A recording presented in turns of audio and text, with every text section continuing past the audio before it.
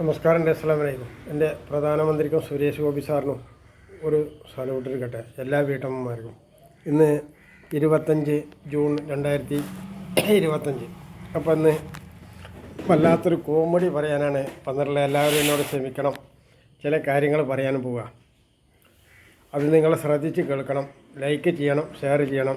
ശരിയാണോ എന്ന് നിങ്ങളൊന്ന് ആലോചിക്കണം. നമ്മളെ നാട്ടിൽ ഓരോ 35,000 കോളേജിലാണ് നമ്മുടെ മുഖ്യമന്ത്രി പിണറായി വിജയനും ഇവിടുത്തെ എല്ലാ വിദ്യാർത്ഥികൾക്കും ഉള്ളത്. സ്കൂൾ സർട്ടിഫിക്കറ്റ് 35,000 കോളേജിൽ പഠിച്ചാൽ എനിക്ക് അറിയാത്ത 2 സംശയമുണ്ട്. അതേമാതിരി ഖുർആനിൽ കൂട്ടാനും കുറക്കാനും ഒന്നുമില്ല. 2-3 സംശയങ്ങൾ പറയാൻ വേണ്ടി വന്നതാണ്. അതിൽ എൻ്റെ കുട്ടികൾക്ക് കള്ളും കഞ്ചാവും കൊടുത്തിട്ട് എൻ്റെ മുതൽ നാശനഷ്ടം ഉണ്ടാക്കിയിട്ടുള്ള ഒരുപാട് മുസ്ലിം പണ്ഡിതന്മാരും ഒരുപാട് പട്ടികജാതിക്കാർക്കും എതിരായിട്ട് തന്നെയാണ് ഈ പറയുന്നത്.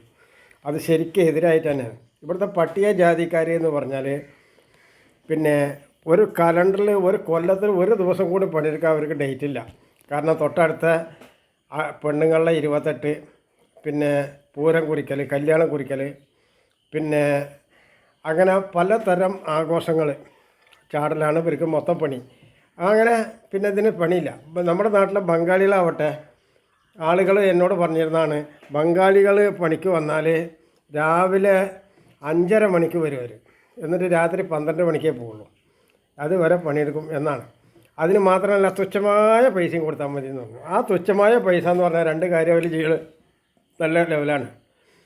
അതായത് കുറച്ച് വന്നേക്ക് തന്നെ ഒരു 5 ചാക്ക് സിമെൻറ്റാണ് കൂട്ടിയിട്ട് വരും, മനസ്സിലായില്ലേ? എന്നിട്ട് വൈകുന്നേരം നമ്മൾക്ക് ഇത് കഴിച്ചിട്ട് കാണണ്ടേ, അകത്തോട് ഫിനിഷായിട്ട് കാണണ്ട. അതിന് വരെ എന്ത് ചെയ്യുമെന്ന് പറഞ്ഞാൽ എല്ലാ ചാക്കിലും കോരിയിട്ട് തെങ്ങിൻ്റെ ചുവട്ടിലും മണ്ണിൻ്റെ ചുവട്ടിലൊക്കെ കൊണ്ടുപോയി കുഴിച്ചിടും. വൈകുന്നേരത്തെ 5,000 ഉറുപ്പിക പോലെ ഒരാൾക്ക് 5,000 വെച്ചിട്ട് കൂലി മേടിക്കും. വളരെ ചുരുങ്ങിയ സംവിധാനമുള്ളൂ, നല്ല സംവിധാനമാണ്. രണ്ടാമത്തെ, ഉയർന്ന വിദ്യാഭ്യാസം പഠിച്ചിട്ട് വലിയ കോളേജിനോട് പറഞ്ഞു തന്നാൽ ഭയങ്കര വിദ്യാഭ്യാസം വേണം നായകളെ. എൻ്റെ വീടിൻ്റെ അടുത്ത് ഒരു മണിയല്ല കേട്ടോ, ഒരുപാട് ആളുകൾ നിർഭാഗ്യവശാൽ എന്ന് വേണം പറയാൻ, വീണിട്ട് തണ്ടൽ മുറിഞ്ഞാണ്, ഇതുവരെ നേരാക്കി കിട്ടിയില്ല. ഈ വിദ്യാഭ്യാസത്തിനൊന്നും അത് കണ്ടിട്ടില്ല. അദ്ദേഹത്തിൻ്റെ ചിറ്റാനപ്പാടിൽ ഒരു പയ്യന് ഒരു 18 വയസ്സിലോ 19 വയസ്സിലിട്ട പനിക്ക് മരുന്ന് കുടിച്ചാണ്. അതിൽ 2 കണ്ണിൻ്റെയും കാഴ്ചന് പോയി. അത് മാത്രമല്ല, ഒരു സൈഡ് ബ്ലോക്കായാൽ, ഓർമ്മ തെറ്റിയാൽ, ഇവരെന്നും വണ്ടി മുട്ടിയിട്ട് അപകടം പറ്റിയാൽ ഓർമ്മ നഷ്ടപ്പെടുന്നത്. ഇപ്പോൾ സൗദി അറേബ്യയുടെ വലിയ കോളേജ് എന്ന് പറഞ്ഞിരുന്നു. സൗദി അറേബ്യയിലുള്ളത് പൂറ്റിലെ പണ്ഡിതന്മാരാണ്. അവരുടെ പിന്നെ വൃത്തങ്ങൾ പറയാണ്, 20 കൊല്ലമായിട്ട് വാഹനം മുട്ടിയിട്ട് ഒരു അറബി ചെക്കൻ സുഖമില്ലാണ്ട് കിടക്കുകയാണ്. ഓർമ്മ വന്നിട്ടില്ല ഇതുവരെ. 20 കൊല്ലം മുമ്പ് അപകടം പറ്റിയതാണ്. നിങ്ങൾ ആലോചിച്ച് നോക്കണം. അപ്പോൾ ഈ വിദ്യാഭ്യാസം പഠിച്ച ഇവർക്കൊന്നും ഇത് ചെയ്യാൻ കഴിയില്ലെങ്കിൽ ഈ പട്ടികൾക്ക് ഊമ്പാൻ പോയി കൂടെ പൊലനായകളെ. മനസ്സിലായില്ലേ? നിങ്ങൾക്ക് അതിനുള്ള പഠിപ്പ് ഞങ്ങളെ പോലെയുള്ള കൃഷിപ്പണിക്കാരും സാധാരണക്കാരും പട്ടിണി കടന്ന് പഠിച്ചുണ്ടാക്കുന്നതിന് അതിന് ഉള്ളിൽ അള്ളു വെക്കിയാൽ ഇതൊന്നും നടക്കില്ല. നിങ്ങളുടെ കണ്ടുപിടുത്തമൊക്കെ വരണമെങ്കിൽ അതിൻ്റെ മുമ്പ് ഉണ്ടാക്കിയത് ഞങ്ങളാണ്. അതുകൊണ്ട് ഈ സാധനം അതിലേക്ക് കിടക്കേണ്ടി വരും, മനസ്സിലായില്ലേ?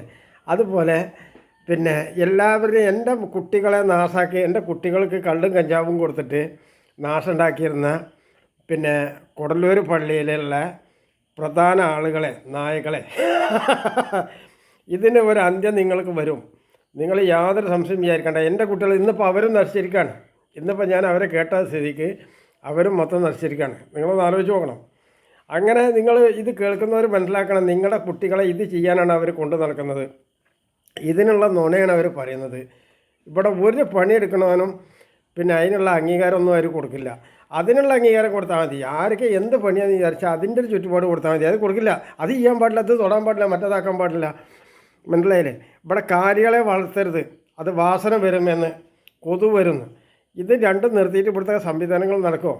അതുകൊണ്ട് ഈ മുസ്ലിം ലീഗ് പൊലനായകളെയൊക്കെ ബാണം വെച്ച് പൊട്ടിക്കണം. അതേമാതിരി മൈലിയന്മാരോട് ചെറിയൊരു വാക്ക്, ഖുർആൻ പഠിച്ചിട്ട് ഖുർആനിൽ കൂട്ടാനുമില്ല കുറക്കാനുമില്ല.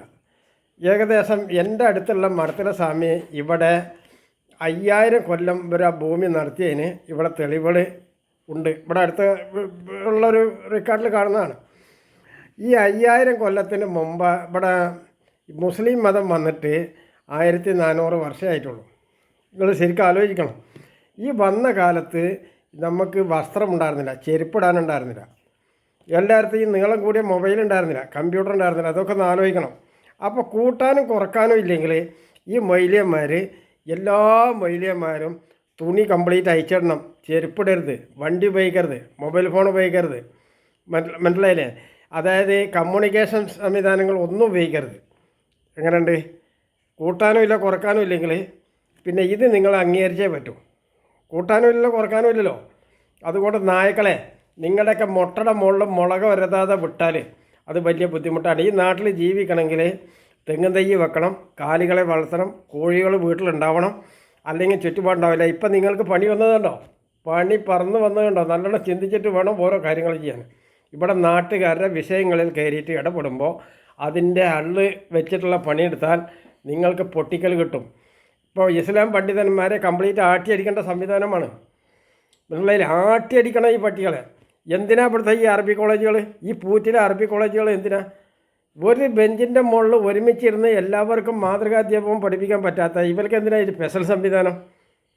സൗദി അറേബ്യയിൽ എന്താ ഇംഗ്ലീഷ് മീഡിയം വേറെ ഇല്ലാത്തത്? അവിടുത്തെ കോളേജിൽ എല്ലാം കൂടി ഉൾപ്പെടുത്തിയിട്ട് കൊണ്ടുവരുന്നതിൻ്റെ കാരണം എന്താ? ഇവിടുത്തെ പണ്ഡിതന്മാർ ഇതൊന്നും ചിന്തിക്കണം. ഒരു പഠനം ഒരു തലക്കുന്ന ഒരു തല വരെ ഓരോരുത്തർക്കുള്ളതാണ്. അത് മാത്രമല്ല, വലിയ ക്വാളിഫിക്കേഷൻ ഉള്ളവന് പിന്നെ ഒന്നും ചെയ്യില്ല. അവൻ ജനങ്ങളെ വിഡ്ഢിയാക്കുള്ളൂ, ഇംഗ്ലീഷ് മരുന്നുകാരന്മാർ തട്ടിപ്പാക്കുള്ളൂ. ഇപ്പോൾ ജോസ് ക്യാൻസറിന് കണ്ടുപിടിക്കുന്ന ആളാണ്. ജോസ് ക്യാൻസറിൻ്റെ നടുവിൽ കുടുങ്ങി കിടന്നു. അപ്പോൾ അയാളെ കൊണ്ട് അതിനെ രക്ഷപ്പെടുത്താൻ കഴിയില്ല എന്ന് ആ പാഠം തന്നെ പഠിക്കുന്നു. അത് മനസ്സിലാക്കണം. അതൊക്കെ ശരിക്കും നിങ്ങൾ ചിന്തിച്ചിട്ട് വേണം ഓരോ ബൈക്ക് കൂടെ ശരിക്കും പോകാൻ. അല്ലാണ്ട് തോന്നിയത് വായിലെ നാവുണ്ടെന്ന് കരുതി തോന്നിയാസം വിളിച്ച് പറയരുത്, ഒരാളോടും കാണിക്കരുത്. അതുകൊണ്ട് ഇവിടുത്തെ എനിക്കെതിരെ ഗൂഢാലോചന നടത്തിയിട്ടുള്ള എല്ലാ കേസിലും പട്ടാമ്പിയിലെ പോലീസ് നേരിട്ട് ഇറങ്ങിയിട്ട് അവരെ കംപ്ലീറ്റ് അറസ്റ്റ് ചെയ്ത് ഈ പള്ളികളൊക്കെ പൊളിച്ച് കളയണം. ഈ പള്ളി മദ്രസകൾ കംപ്ലീറ്റ് പൊളിച്ച് കളയണം. കാരണം ഇവർ ഒരുപാട് തോന്നിയാസാണ് ചെയ്തിട്ടുള്ളത്. പൊതുസമൂഹത്തിനോട് ഇങ്ങനോട് ചെയ്യാൻ പാടില്ല. എന്നോടല്ല, ഒരാളോടും ചെയ്യരുത്. ഞാൻ ഈ കയ്യും കൊണ്ട് നിങ്ങൾക്കാർക്കും ഒരു ദ്രോഹം ചെയ്തിട്ടില്ല. അപ്പോൾ മെമ്പർ റാശി മെമ്പറെ, നിന്നെ അറസ്റ്റ് ചെയ്യാനുള്ള ഓർഡർ വെച്ച് അറസ്റ്റ് ചെയ്യൽ മാത്രമല്ല, നിൻ്റെയൊക്കെ വീടും പറമ്പ് നിൻ്റെയൊക്കെ മാത്രമല്ല പണ്ട് അദ്വൈലിയാരുടെ ഉറവിടം എവിടെയെന്ന് വിചാരിച്ചാൽ അവിടെ കയറിയിട്ട് പൊളിക്കാനുള്ള സംവിധാനങ്ങളൊക്കെ ചെയ്തിട്ടുണ്ട്. മനസ്സിലായില്ലേ? അത് ചെയ്തിട്ടുണ്ട്. കാരണം ഈ വിരൽ ഒരുപാട് കാലം പട്ടാമ്പി പഞ്ചായത്തിൻ്റെ ഈ സെക്രട്ടേറിയറ്റ് എന്ന് പറഞ്ഞത്, ഡൽഹിയിലെ സെക്രട്ടേറിയറ്റിലും തിരുവനന്തപുരത്തെ സെക്രട്ടേറിയറ്റ് ഈ വിരലിട്ട് തിരിച്ചിരുന്നത് പട്ടാമ്പി പഞ്ചായത്തിൻ്റെ നിൻ്റെ സെക്രട്ടറിമാരുടെ കീഴിലല്ല, അതിൻ്റെ മുകളിലാണ്. അതുകൊണ്ട് തന്നെ ഓരോ കാര്യങ്ങളും പറയുമ്പോൾ നല്ല ശ്രദ്ധിച്ച് പറഞ്ഞോ. ഇപ്പം നിനക്ക് കിട്ടിയത് 8-ന് പണി കിട്ടിയ കണ്ടില്ലേ? രാത്രി 12 മണിക്ക് കഴിഞ്ഞ് കൊലവിളിയേറ്റ് വരരുത്. അനക്കങ്ങനെ ഉണ്ടെങ്കിൽ പകൽ നേരിട്ട് വാ എന്നിട്ട് പറയും. നിൻ്റെ കൂടുതൽ ഒരു SDPIയുടെ തീവ്രവാദികൾ നീ തീവ്രവാദിയാന്ന് ഇപ്പോൾ ജനങ്ങൾക്ക് തന്നെ ബോധ്യപ്പെടുന്നുണ്ട് നീ തീവ്രവാദിയാണെന്ന്. മനസ്സിലായില്ലേ? അല്ലെങ്കിൽ ക്രിമിനൽ പശ്ചാത്തലം ഇല്ലെങ്കിൽ അങ്ങനെ വേറൊരുത്തനെ കൊല്ലും എന്നുള്ളൊരു ഭാഷ തന്നെ ഒരാൾ ഉപയോഗിക്കില്ല. വേറൊരുത്തനെ ഞാൻ അടിക്കും, കയ്യും കാലും മുറിക്കും, അല്ലെങ്കിൽ കൊല്ലും, അല്ലെങ്കിൽ കത്തിക്കും എന്നുള്ളൊരു ഭാഷ മറ്റൊരുത്തനോട് ഒരിക്കലും ഉപയോഗിക്കില്ല. തീവ്രവാദികൾക്ക് അത് വരും. കാരണം അവർക്ക് നിത്യ തൊഴിൽ അവരതാണല്ലോ. അപ്പോൾ അറവ് മാടുകളിലെ അറവ് നടത്തുന്നവന് പറയുന്നില്ലല്ലോ, അത് കുറവ് ഇത്ര കിലോ ഉണ്ട്, കാല് ഇത്ര കിലോ ഉണ്ട്, നട്ടൽ ഇത്ര കിലോ ഉണ്ട് എന്നൊക്കെ അവർ പറയുന്നുണ്ടല്ലോ. അവർക്കത് അനുഭവം ഉള്ളതുകൊണ്ടാണ്. അപ്പോൾ നിൻ്റെ അനുഭവം കൊലവിളി വിളിച്ചുകൊണ്ടാണ്, മയക്കുമരുന്ന് കൊലവിളി. അതുകൊണ്ട് അതിൻ്റെ ഉത്തരം എന്താണെന്ന് ഇസ്ലാമിക നിയമമുള്ളവർക്കും ഈ നിയമമുള്ളവർക്കും ശരിക്കും അറിയും. അതായത് നടപ്പിലാക്കട്ടെ. നിൻ്റെ മാത്രമല്ല, നിൻ്റെ പിന്നിലാതെ ഫോണിൽ പണിയെടുത്ത ആളുകളില്ലേ, അവരൊക്കെ നേരെ കാണിച്ചു കൊടുത്തോളാം. നല്ല പോലെ കൂട്ടത്തോടെ നിങ്ങൾക്ക് പോകാം. അതിൻ്റെ എല്ലാ സംവിധാനവും ഒരുക്കിയിട്ടുണ്ട്. നിങ്ങൾക്ക് സപ്പോർട്ട് ചെയ്യുന്ന ഒരു പോലീസുകാരും വിടില്ല. നിനക്ക് സപ്പോർട്ട് ചെയ്യുന്ന ഒരു പോലീസുകാരും ജഡ്ജിമാരും വിടില്ല, വെച്ചിട്ട് പണിയെടുക്കും. അതേമാതിരി കേസ് നാറാണ്ട ഫാമിലിക്കെതിരെയും ഞാൻ ആഞ്ഞടിക്കാൻ തീരുമാനിക്കുന്നു. നടക്കാത്ത കാര്യത്തിന് കയറി വരരുത്. ഇവിടുത്തെ ഒരുപാട് ആളുകൾക്ക് തൊഴിൽ വേണം. അതിൻ്റെ പിന്നെ കയറിയിട്ട് ആസനം വെച്ചുള്ള കേസ് നാറാണ്ട കുടുംബങ്ങൾ പൊളിച്ച് കളയും. ഒരു സംശയം നിങ്ങൾ വിചാരിക്കണ്ട. കാരണം ഇവിടെ ഒരുപാട് ആളുകൾക്ക് അതേമാതിരി ഇവിടെ കാലികൾ വളർത്തണം, ഇവിടെ കോഴികളെ വളർത്തണം. അതിന് എതിരെ ആര് വരുന്നോ അവൻ്റെ ഫയൽ പുറത്തേക്ക് കാണണം. നിൻ്റെ ഉമ്മാൻ്റെ പുറം നല്ലത് വിളിച്ചു വെക്കാൻ നായിൻ്റെ മക്കൾ. സർക്കാർ ഉദ്യോഗസ്ഥന്മാരോടാണ് ഞാനിപ്പോൾ ഈ ഭാഷ ഉപയോഗിച്ചത്. നിൻ്റെ ഉമ്മാൻ്റെ പുറം അല്ലാതെ ആ പൊതു ഫയൽ പുറത്തേക്ക് എടുത്ത് വെക്കണം. തോന്നിവാസം ചെയ്താൽ അത് പുറത്തേക്ക് അറിയണം. മനസ്സിലായില്ലേ? ഇവിടെ കാലികളെ വളർത്തിയിട്ടുള്ള കാലികളിലെ ചോരയും നീരുമാണ് നമ്മൾ ഉപയോഗിക്കുന്നത്. അതായത് പാല് നീ ഉപയോഗിക്കുന്നില്ലേ, ചാണകം ഉപയോഗിച്ച് പല കൃഷികളും ചെയ്യുന്നില്ലേ, അത് രണ്ടും അത്യാവശ്യമാണ്. മനസ്സിലായില്ലേ? അതുകൊണ്ട് സർക്കാർ ഉദ്യോഗസ്ഥന്മാർ ഇതിനനുസരിച്ച് തീരുമാനങ്ങൾ വന്നിട്ടില്ലെങ്കിൽ ഞാൻ അടുത്ത പണിയിൽ കറങ്ങും. അത് നിങ്ങൾക്ക് പണിയാവും. മനസ്സിലായില്ലേ? ഞാൻ ഇവിടെ നിന്നിട്ട് തോണ്ടും, എനിക്ക് ഇവിടെ നിന്ന് തോണ്ടിയാൽ മതി. ഇന്ന് വാർത്താവിനിമയം അത്ര സ്ട്രോങ്ങാണ്. നിങ്ങൾ തോന്നിവാസം കളിച്ചത് കൊണ്ടാണ് എനിക്കിങ്ങനെ പറയേണ്ടി വന്നത്.